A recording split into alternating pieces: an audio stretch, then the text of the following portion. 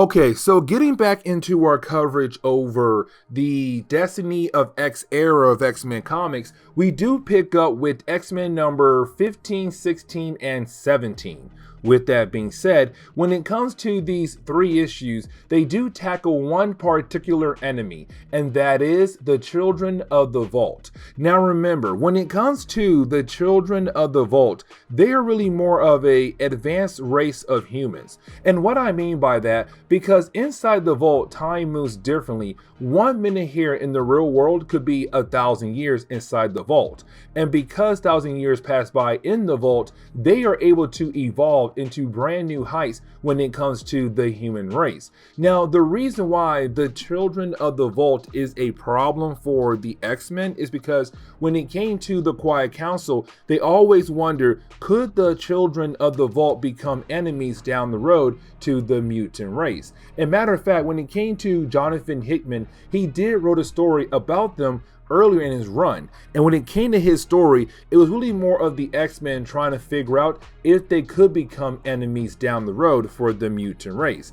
Now at the end of the storyline, you had Charles Xavier and the rest of the Quiet Council decide that yes, those Children of the Vault could become enemies down the road and they need to be handled. And so they brought in Forge. Now remember, when it comes to Forge, his mutant ability basically makes him like Iron Man. He's able to make so many different kinds of weapons, but we are left to believe that he was able to create a new kind of weapon where he could send in a black hole that should kill off every single member of the Children of the Vault. Now, the only time he could do this if they open up their vault door, but as soon as they do that, well, it should be able to wipe out the complete group just like that. And so that is why Forge has been working secretly with the Quiet Council, because we have to remember Forge had joined the X-Men after the Hellfire Gala event 2022. But here comes the downfall of Forge. And what I mean by that, because you do have the Children of the Vault open up their doors. Now, when they do, this is when Forge weapons should work. It should send in a small black hole to begin the process of wiping out the complete race of the Children of the Vault. Unfortunately, his gun backfired or misfired. And so with that happening, there is no black hole, which means that the Children of the Vault is able to go ahead and take out Forge and Cyclops. Now you could say, don't worry, it's not a problem, because when it comes to the X-Men, they still have the ability to bring people back to life.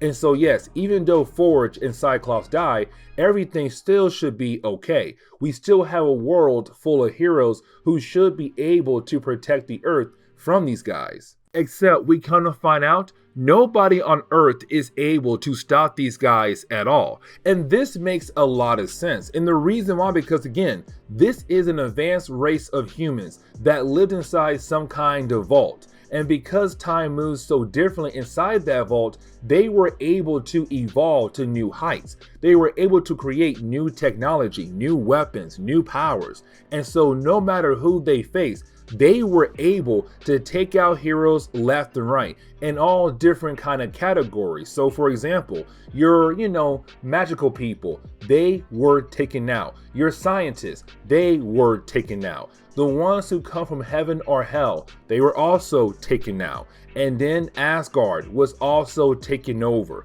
That's how powerful these guys are, because again, they're so advanced, they're so evolved that no one on Earth could be able to actually stop them. And so we're left to believe the entire world has just been taken over by the Children of the Vault. And so then we pick up with Charles Xavier and Forge in the past, where they are having a conversation about the idea of what to do with the Children of the Vault. Now, when it comes to this conversation, both men realize there's most likely nothing they can do, that no matter what, when it comes to the Children of the Vault, they are going to lose the war no matter what happens in the war. And so they're saying we have to find a different way to actually deal with them. And so what you have Forge say, we're not able to get rid of them and we're not able to go toe to toe with them, but what if we're able to control them? keep them busy long enough to let our race actually evolve to the point where maybe, just maybe, down the road, we'll be able to take them on. And so now we're left to wonder, what did Forge mean? Because we just saw that Forge weapon did not work and the entire world was just wiped out in the present day. And so with this conversation happening in the past, this could mean that the future we saw is not actually the future of the Marvel Universe. And so we get confirmation that what we saw earlier was all fake. It was a fake timeline. But the point of that fake timeline is what the children of the Vault saw. And what I mean by that, when it came to Forge, what he did, he put a bubble around the Vault. And when it comes to the bubble, it's giving the children of the Vault a fake reality. And so when they do leave their Vault and walk outside, they do believe they went around the world and began the process of killing off the Earth heroes and also Asgard as well. But in reality, they never did that. It's Forge giving them a fake reality to keep them busy long enough to somewhat control them so that they don't come out the Vault and kill off the mutant race. Now, here is another thing to mention here, because when it comes to Forge, he is going to go inside the Vault to save one particular mutant, and that would be Darwin. Now remember, when it came to Jonathan Hickman's run on the X-Men, he did do a storyline over the children of the Vault. And when it came to the Quiet Council, they wanted to know more about the Vault. And so they sent in 3 characters: Darwin, Wolverine, Laura Kinney, and also Sync. And the reason why, because those 3 characters have the ability to survive a long time in the Vault. Because again, time moves differently. Now, with that being said, when it came to the end of that storyline, our 3 heroes were trying to get out of the Vault.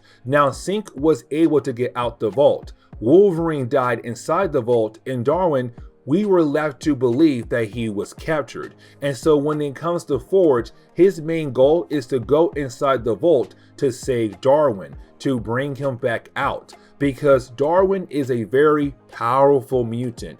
His mutant ability helps him survive almost anything he faces.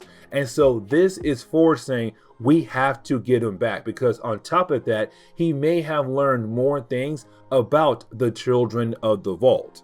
Now, we also kind of find out that Forge made an actual suit to kind of help him get through the Vault, through all the different kind of obstacles that he may face going inside the Vault. But we also kind of find out that on his suit, he has another mutant that was morphed and then placed on his suit, and that is Caliban. Now, when it came to Caliban, he's an old X-Men character, but when it came to Caliban, he had the ability to sense other mutants. And so Forge is going to use Caliban as a way to find Darwin. Now, here comes the problem though, because it does seem like Forge did something to Caliban to morph his body to fit perfectly around Forge's armor. And so we're left to believe that Forge did something so nasty and gross just to use the ability of Caliban as a way to find Darwin. Now, when Forge does go inside, we do see that someone is watching him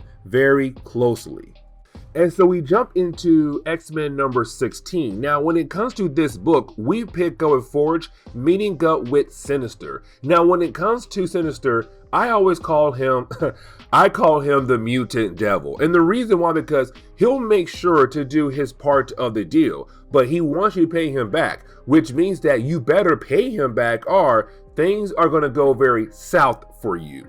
And so when it comes to Sinister, apparently Forge came here to ask him for help to go get 3 names of mutants. Now, here's the thing. You're probably wondering, why in the world does Forge wants 3 mutants for? Like, what can they do for him? Now, this could mean that Forge wants to use their abilities for his own personal gain. And when it comes to Mr. Sinister, he has DNA of every single mutant across the board. And so with that being said, it probably means that he has DNA samples of 3 mutants that Forge needs for his own personal gain, but on top of that, Forge is going to use those DNA to create a different version of those mutants to put on some kind of weapon or suit. Like, for example, Caliban. We saw earlier that Caliban was morphed in a new way to be part of Forge armor so that he'll be able to go inside the vault. And so with that being said, it seemed like the two characters had made a deal. We also kind of find out that Sinister realized what Forge is trying to achieve. And Forge is trying to achieve a better future for Krakoa, to the point where Krakoa evolves into a beautiful island with all these different kind of houses. It's really more Forge getting into real estate. Either way, you have the two characters agree on the deal, and that is it. And so then we jump over to the present day. Now, when we do, it's Forge just working his way through the vault. Now, you're probably wondering, hey, Fresh, wouldn't the children of the vault realize that Forge is now one of their own? You're right, except when it comes to Forge, what he did was he wore an armor suit that basically just reimagined what he looks like. It camouflaged him, made him look like one of their own. And so he is able to work his way through the obstacles without having anyone thinking, hey, he's not one of us, we should stop him. And so he's just able to go deeper and deeper inside the vault to hopefully find Darwin. Now we do jump back over to the rest of the X-Men team. Now remember, this was a new X-Men team given to us after the Hellfire Gala event in 2022, where we do pick up with Cyclops, Jean Grey, Iceman, Firestar, and Magic. This is the new team plus Forge. Now, here's the thing, because when it comes to Havoc, Cyclops did not want his brother on there at all. And the reason why? Because Havoc is a hothead.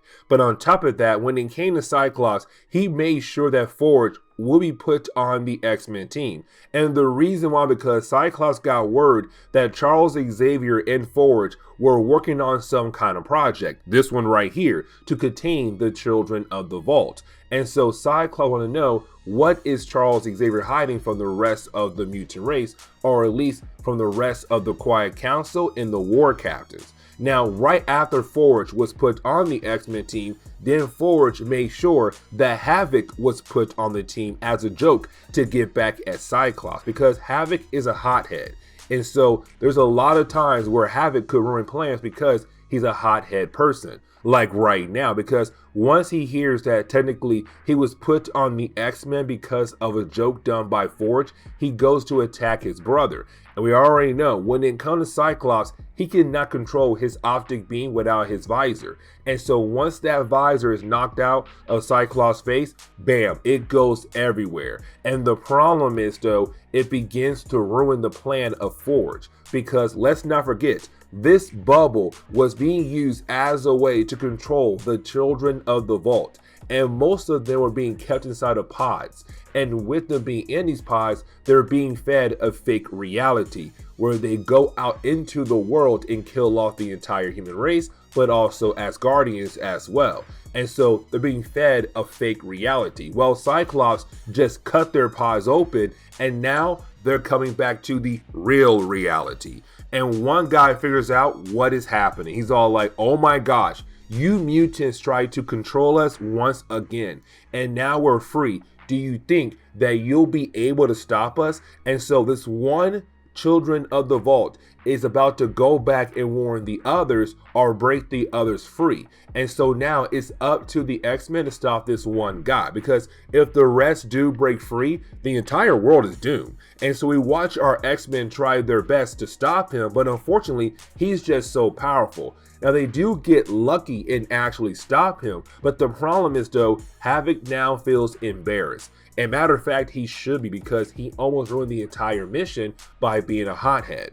And so then we jump over to Forge. Now when we do, it's really more of Forge still just trying to work his way through the actual vault to hopefully find Darwin. This leads into a huge problem, because when it comes to Caliban, he's trying to use his mutant ability to find other mutants like Darwin. And when it comes to Forge, he believes that there's only one mutant left in here, and that should be, well, Darwin. Well, that is not the case, because we kind of find out there is another mutant kept in here in the vault, and that would be Wolverine. X-23 Wolverine. And you're probably wondering, how is that possible? Well, let's not forget, in Hickman's story, you had Darwin, Wolverine, and Synch all go in. The problem was, we were left to believe that Darwin was captured and Wolverine was killed off. She wasn't. She was kept alive and her healing factor kicked in to help heal her body. And so she never did die. And so that means we now have two X-23s in Marvel Comics. A new one that was made because we believe this one died, and we have this one right here. And so Forge cannot believe that he just found Wolverine. He's all like, wait, I don't want this one. And on top of that, what are we going to do here? We can't bring her back to the island because we already have Laura Kinney. We can't have two of them on the island at the same time. That could lead to a whole lot of problems. And so then we jump into the final chapter. Now, when we do, we pick up with Synch. And when it comes to Synch, he gets a call from Cyclops and Jean Grey, where you have Cyclops and Jean Grey both say, hey, Synch, we need you for this mission. Can you please get over here? And so he goes. Now, the reason why he did not join them for this mission is because when it came to Synch, let's not forget, in that Hickman story, him, Darwin, and also Wolverine were all in the vault for 500 years. But him and Wolverine, they fell in love with one another. Unfortunately, when it came time to leave the vault, he believed that she had died inside the vault. And so with that being said, she was unable to transfer her memories over to Cerebro. And so when they brought Wolverine back to life, unfortunately, she had no idea that she fell in love with Synch. And so unfortunately, Synch lost the woman he loved and he has to just move on. And so he stayed behind the base because it brought back so many bad memories. Now, this is where you have Forge get captured by, well, Seraphina. And when it comes to Seraphina, we have to remember that she was saved by the X-Men at the very beginning of Jonathan Hickman's run on X-Men. Now, unfortunately, we didn't see much of her in his run. Yes, she did appear here and there, but I felt like because he was removed from the title before he was able to finish his entire run, unfortunately, the character here just fell to the wasteland. And so right now, it's X-Men writers trying to bring her back for a little bit of fun. Either way, when it comes to Seraphina, she realized that Forge is Forge. He's not part of the Children of the Vault. And so she does stab him, but then begins to interrogate him and also Caliban. Now, with that being said, though, we come to find out that when it comes to Seraphina, she wants to know, is Forge the one who created the fake reality around their vault? And of course, Caliban says yes for Forge. Then she asks, why did you guys save me? And that is a callback to Jonathan Hickman's run, because when in Can Seraphina, she was just a child who was kidnapped by Orchid, and the X-Men saved her from Orchid. And so right now she's wondering, why did the X-Men save my life? And when it came to Caliban, he said, because that's what the X-Men do. We always try to do the right thing. And honestly, that is the truth. But then it comes down to the final question.